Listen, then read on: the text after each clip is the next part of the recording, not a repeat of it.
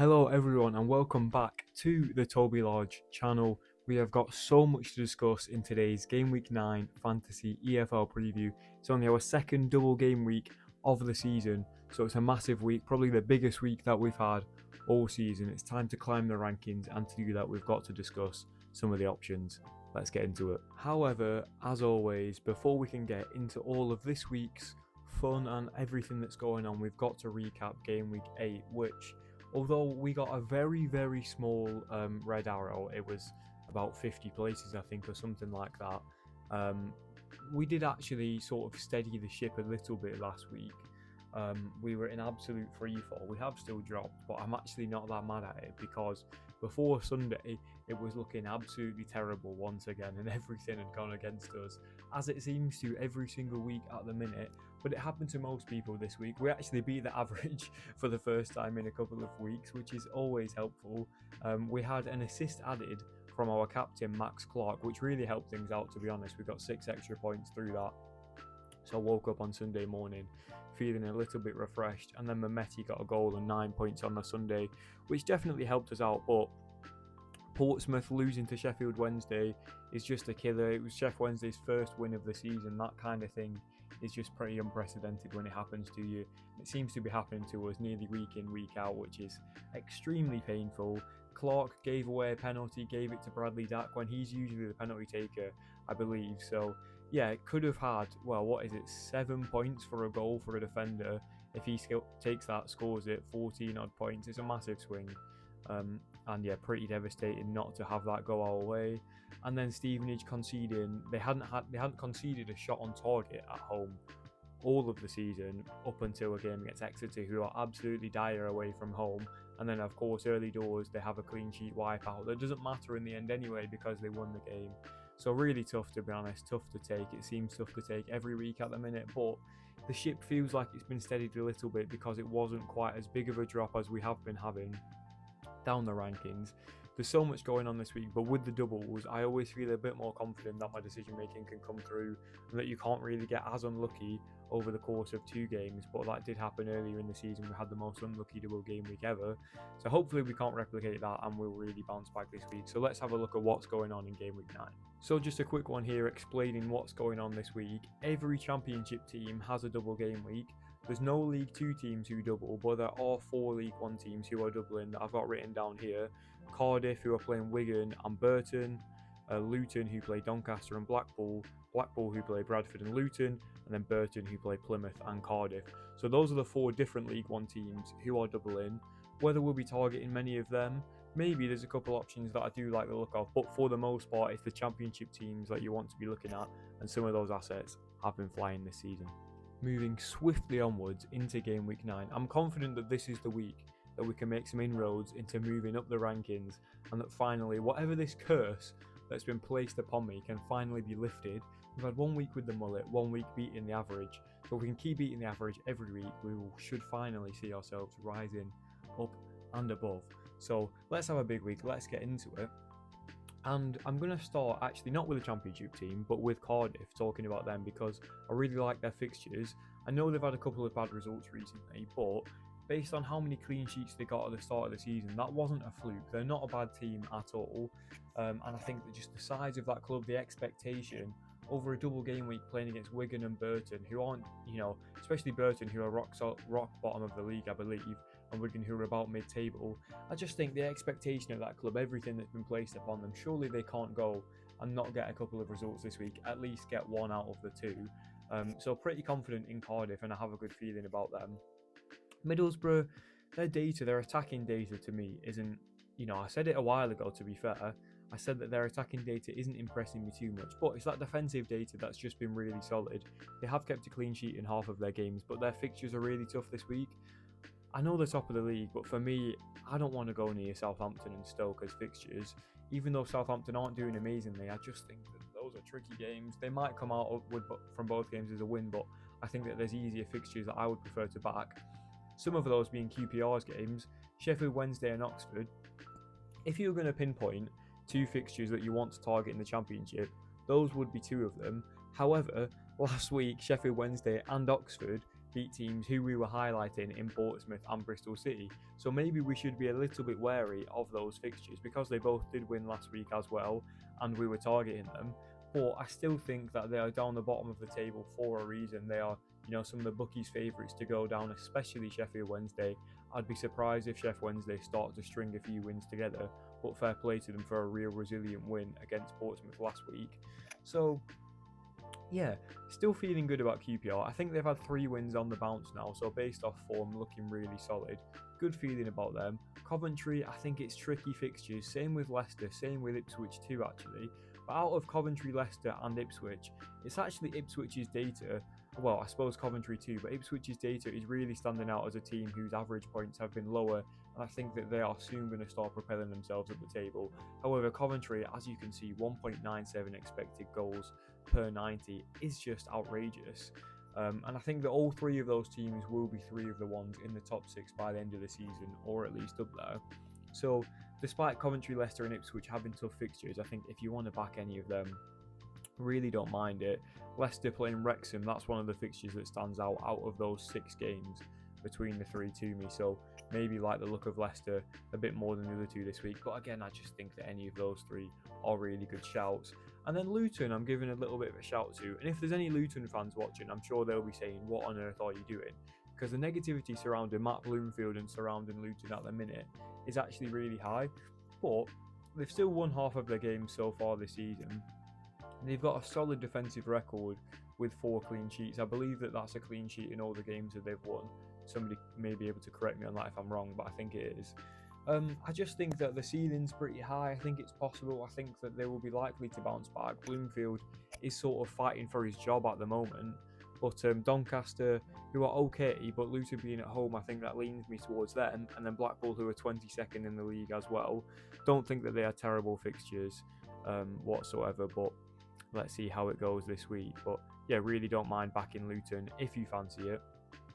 But yeah, just in my quick thoughts there, I think Cardiff and QPR I'm maybe leaning towards, but do like Leicester as well, just because I feel like, again, like I keep mentioning, the expectation, surely out of 2 games, Leicester can't be losing 2 in the Championship. But I've cursed a lot of things this year, so I'll try not to curse anymore. Moving into the defenders section for game week 9. And I do think that in terms of fixtures, there's not loads that are just really standing out this week to me. I think that the Cardiff ones in terms of defenders is one of the ones that's one of my favourites, and we'll talk about Fish in a short while. Vestergaard, his average points is really nice, his clearances really good, the attacking threat as well. He scored a goal this season, but also his data looks solid. So Vestergaard, for me, I feel like might be nailed in my team. He's one that I'm pretty confident I will be going with this weekend. Anderson from Luton, again, I think that they're just a better team when he's in the side, although they've only kept 2 clean sheets out of the 5 games. I still think that's a decent record, and I expect them to be more solid when he's playing. With him back in the team, I do feel pretty confident that they'll keep a clean sheet, at least in one of those 2 games. His clearances aren't amazing, but they're not terrible, so maybe Anderson is worth considering this week if you want somebody who, maybe he's got a team that have got quite a few clean sheets on the board in Luton with 4 out of the 8. Alabiosu from Blackburn, he's had a ridiculous season so far in Fantasy EFL, 7.6 average points. I think that Charlton and Swansea aren't the worst fixtures in the world, but Blackburn just seem really solid under Ishmael, and they were on board. Well, they were, looking on course for a clean sheet this week, and their game got ridiculously called off with 10 minutes to go against Ipswich. I do think that pitch looked waterlogged and it probably should have been called off, but the fact that they've not been awarded the win, to me, they're playing against 10 men. It's the 80th minute. I feel like it should have gone Blackburn's way, but I'm sure Ipswich fans will disagree with that one. But Alabiosu, because of how solid they've got, you can essentially say that should be 4 out of 6 games with a clean sheet. Really solid averages, decent attacking threat. Maybe if you fancy a differential, he could be one to go for. Fish from Cardiff, as I mentioned, I just think they're really solid. They've got really good fixtures this week. Feeling good about backing Cardiff. Whether there's room or not for a defender in there, I'm not sure. Also, I've got to apologise that I haven't got a goalkeeper section this week. Just been a bit strapped for time, a lot going on with Wigan away last night, commentating over there, so didn't have quite the time to prepare everything that I would have wanted to.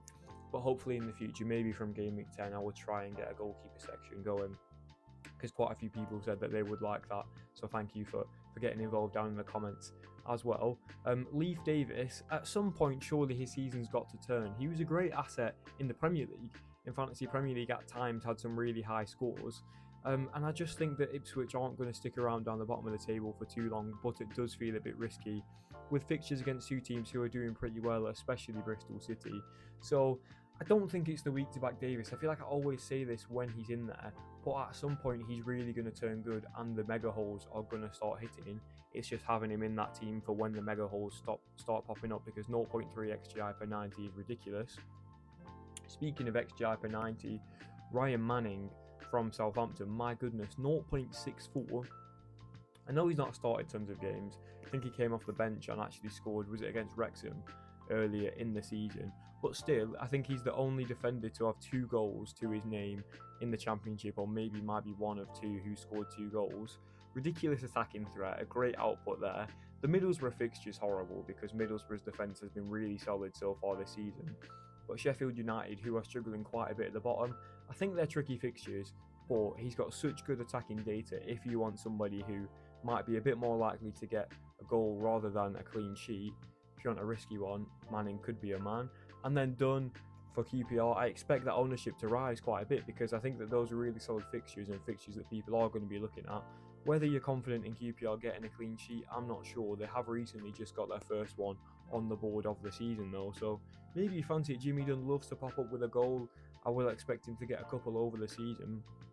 If you have him in at the right week, then he could be a great shout. I'm tempted by Jimmy Dunn, and like I say, I like his attacking threat, and those fixtures are just superb. But that's all we've got time for the defenders, so let's have a look at the mids. Now, midfield, there's been some stunning assets so far this season. No more than Anis Mehmeti, who, as an ex-Wycombe boy, he has a close place in my heart. Honestly, one of my favourite players that I've ever watched. I've actually got a Mehmeti shirt, a Mehmeti Wycombe shirt from a few years ago that my family bought me because they knew how much I loved him. And yeah, 7.5%. Preston and Ipswich, who, to be fair, Ipswich, who've conceded a fair few goals this season, they do look like they're going to be on their way back, especially after that 5-0 win the other week to me. But did concede against Blackburn before that game got called off. 9.7 average points, 4 goals and 3 assists in Fantasy EFL. It's just ridiculous. And the XGI data is incredible. Mehmeti could be a man once again. Saved me last week. He's had 2 weeks in a row doing really well. He's done really well nearly every week so far. So a lot of people will still fancy him. And I think that I want him in my team as well. Colwill, he's gone off the ball the last couple of weeks, I have to say. But those fixtures are so good. And he's so integral to when Cardiff come forward that I think that it would be rude to ignore him. And he's another one who I'm really tempted by because he feels like he's got a really high ceiling, although he's not on penalties like Mehmeti is. Isaac Price at West Brom, again, he's gone off the ball a little bit the last couple of weeks after he started so well, but his average is still just crazy good. His XGI data is tumbling down quite a bit from where it was towards the start of the season. It was really high up, but still think that he's a solid asset. Leicester and Norwich, relatively tricky fixtures though, so maybe you want to avoid him this week. I'm not sure I'll be going there, but with people maybe going to be looking away from him this week, could be a real chance to gain. Rodoni, you talk about ceiling. Jack Rodoni's got one of the highest ceilings in the game. He seems to just have a mega haul in his locker, and I think that's the same for Windass as well, who's only actually had 3 games, but he's had 3 games and 3 goals for Wrexham, I believe. And he's on penalties too. The only thing that puts me off Windass compared to Rodoni is how few shots on target he's had and the key passes as well. He scored 3 goals, but that's all from 3 shots on target, and that worries me a little bit. But maybe he's just a clinical player and Wrexham don't come forward too often. The game against Derby is a nice fixture too. Albie Morgan, I've got to give a shout out to my boy, because in terms of interceptions, he's a great asset, and I think that he's got more to come in terms of those interceptions as well.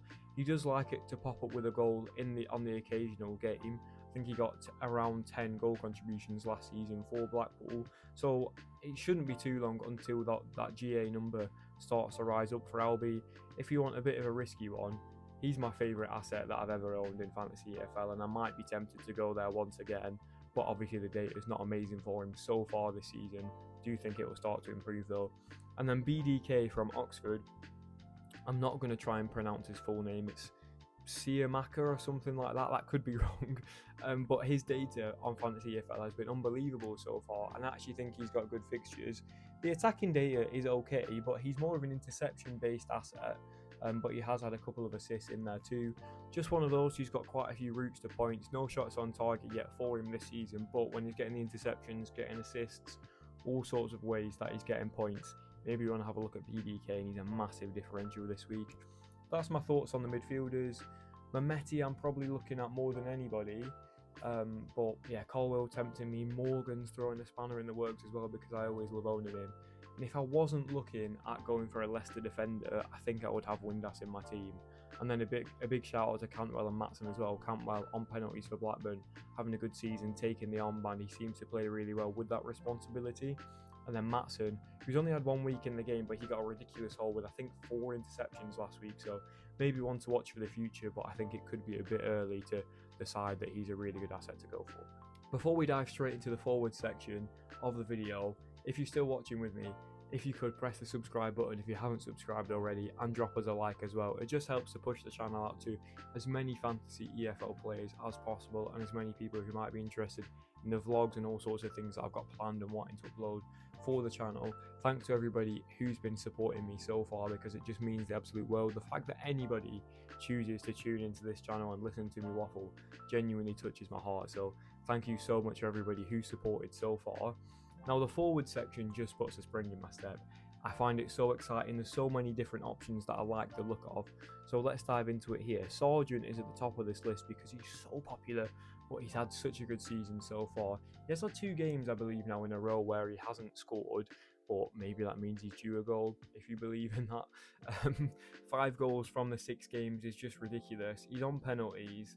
He's so involved, and if Norwich score a goal, there's a good chance it's going to be from Sargent. So even though the fixtures are tough, really not against him as a pick.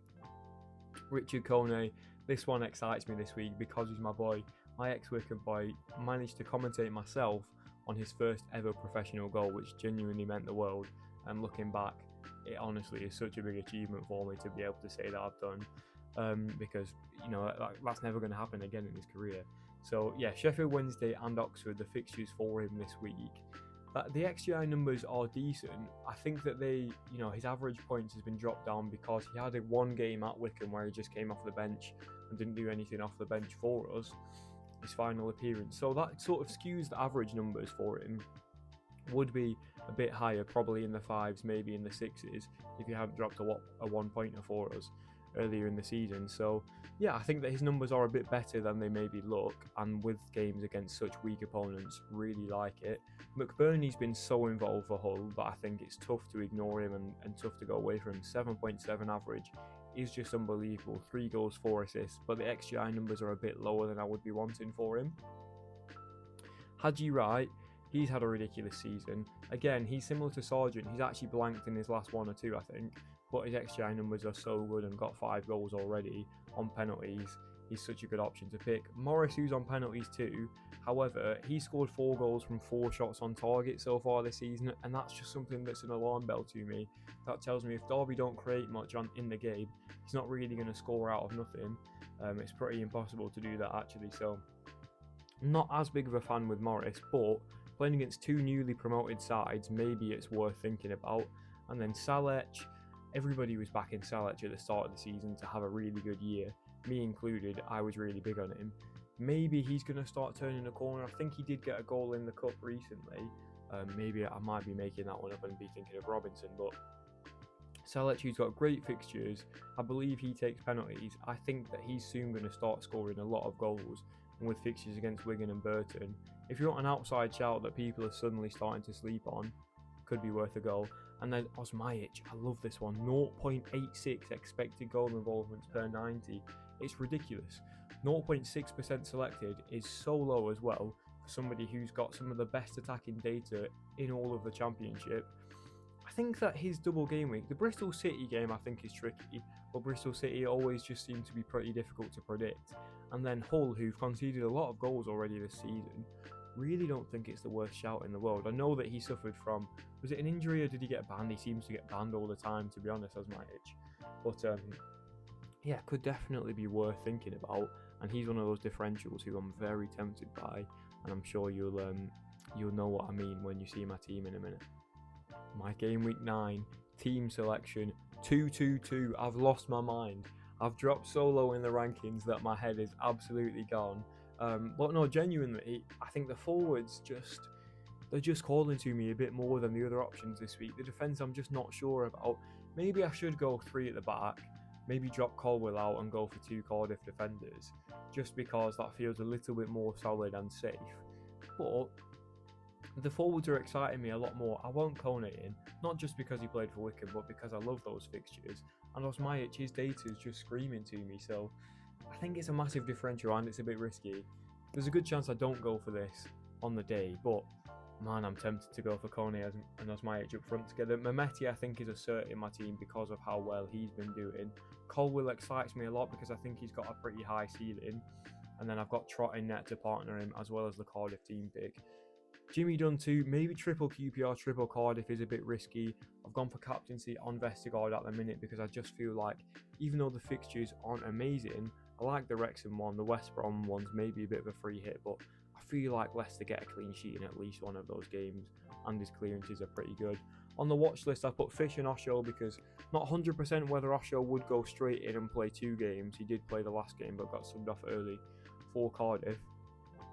Albie Morgan I'm always tempted by, and Ridoni too. So if I was to drop Colwell and put an extra defender in, I might move Osmajic to like a Fish or an Osho, move Colwell to Morgan or Ridoni, and then have a 3-2-1 like that. That's probably what I would do if I was going to look at a different team. I'd maybe look at Leicester. Leicester feels a bit safer than QPR, but QPR just feels like they've got that ceiling on paper after they've had a good few wins in a row. They should be beating Sheff Wednesday and Oxford, but we thought that last week and both of those teams won. So it's tough. It's a tough week. The fixtures aren't perfect. They're not ideal. I wouldn't be playing my max captaincy. I probably wouldn't be playing my 1 club chip on anybody either. If you are, good luck. The max captain, because it's a tricky week to call, maybe it's not the worst idea in the world, but I'm going to go for it when I've got, more of a team that I feel a bit more confident in. That's all we've got time for in my Game Week 9 Fantasy EFL preview, or second double game week of the season. Honestly, so excited for it. These weeks are just so exciting to me because there's so much going on. The game week lasts a longer time. I feel like we shouldn't get as unlucky this week as we have been doing recently. Let's see how it goes, but we've got 2 chances from all the players just to finally get some good scores on the board, so fingers crossed. I do like how the team's looking, but do think there's a good chance that I do go to the 3 back. Not sure. If I do stick with the 2-2-2, then I'll probably be here next week crying at the same time as I usually am. So thank you all for sticking with me and for the support so far this year. It's not gone the way we wanted it to, but I'm still confident that we've got plenty of time to try and shoot ourselves up the rankings as much as possible as well. Let me know who you're fancying down below as your club picks, because I'm interested to know if there's anybody outside of the QPRs, outside of, the Leicesters that we've been talking about, who I've not mentioned, because I can't mention everybody every week. But I do always reply to all the comments, so do let me know down below who you're looking at as your team picks. Yeah, very excited for this week to start. Can't wait for it. As always, thanks for sticking with me. Unfortunately, no Wycombe picks this week. I should have gone for us last week with a new manager bounce. It was so obvious. I just couldn't do it to myself to curse us once again. So yeah, hit the subscribe button if you haven't already. Hit the like button. I hope that just explaining my thought process this week can help people out and help you to know who to avoid as well, who I'm putting in my team. Good luck, everyone. Have a great weekend, and I'll see you here again next week to talk about Game Week 10. Peace, guys.